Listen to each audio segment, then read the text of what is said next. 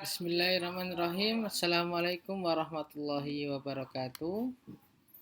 Innal hamdalillah nahmaduhu wa nasta'inuhu wa nastaghfiruh wa na'udzu billahi min syururi anfusina wa min sayyiati a'malina may yahdihillahu fala mudhillalah wa may yudhlilhu fala hadiyalah amma ba'd.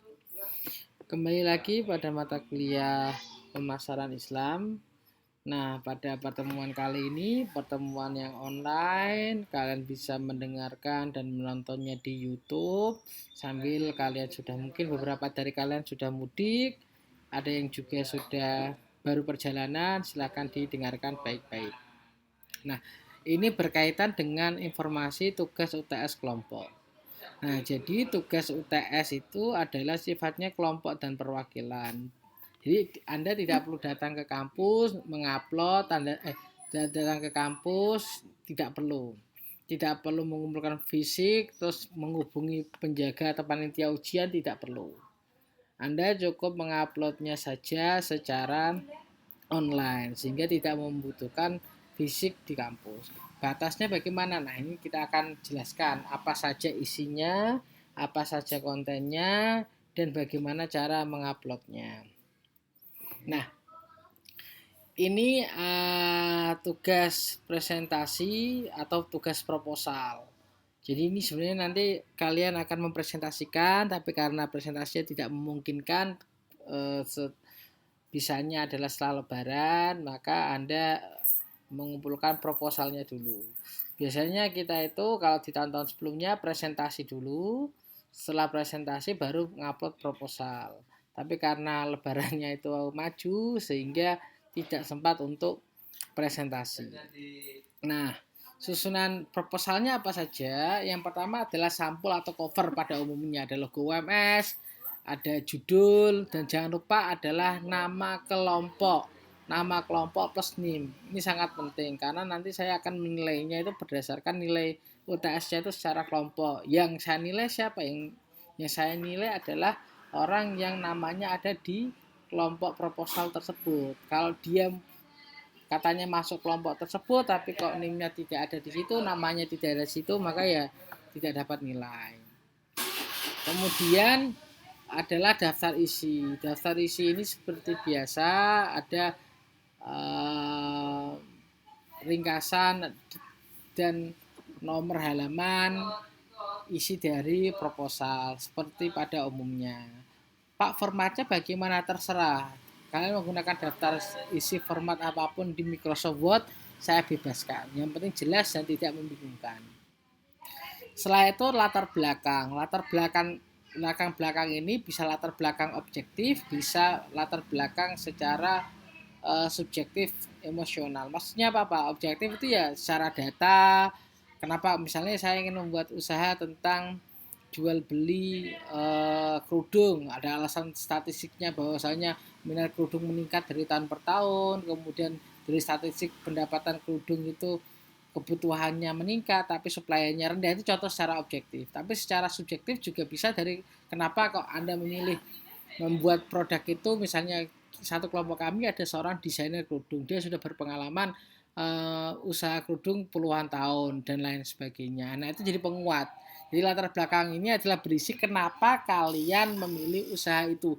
Di antara ribuan atau miliaran jenis usaha atau jasa, kenapa Anda kok membuka usahanya itu? Alasannya alasan yang logis, alasan-alasan yang strategis, dan alasan-alasan yang jujur apa adanya. Kenapa kok membuat ini? Karena memang untuk kapasitas kami sebagai mahasiswa bisanya ini, tapi juga harus ada literaturnya.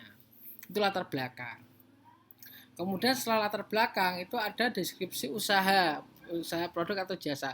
Sebenarnya kalian mau bikin apa? Nah, ini di deskripsi usaha.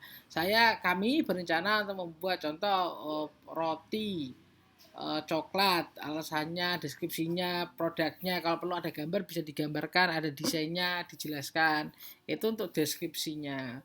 Jadi deskripsi ini itu untuk memperjelas yang kalian jual itu apa. Kalian menjual roti produk kalian atau kalian malah bukan menjual rotinya tapi jasa untuk antar rotinya. Nah, itu juga perlu diperjelas. Yang kalian jual itu adalah produknya atau jasanya.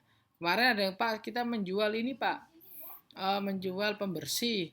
Yang pembersih itu produk kalian sendiri atau enggak? Enggak Pak, kita ambil dari orang. Anda kan reseller berarti. Nah, itu harus diperjelas. Anda mau reseller, Anda mau mau buka usahanya itu apakah sebagai jasa antar misalnya Anda tidak perlu membuat sendiri atau Anda memang memproduksi kemudian memasarkan dan menjual itu juga perlu didetailkan di sini sehingga nanti tidak ada kesalahpahaman. Kalian udah bikin yang macam-macam ternyata nanti nggak sesuai analisis 5C, STP dan marketing mix-nya. Jadi setelah Anda punya deskripsi usaha secara detail barulah kalian nanti membuat analisisnya dikaitkan dengan 5CC-nya itu apa, company-nya bagaimana, kemudian climate atau konteksnya seperti apa yang sudah saya jelaskan sebelumnya. Kemudian dimasukkan analisis STP sebagaimana saya jelaskan minggu lalu, ada segmentasi, targeting dan positioningnya seperti apa. Kemudian baru nanti analisis marketing mix-nya nanti mau dibuat seperti apa, diperjelas. Semakin detail semakin bagus karena nanti masuk ke dalam rubrik penilaian. Nah, yang terakhir, sebelum terakhir ada tabel rencana anggaran secara detail.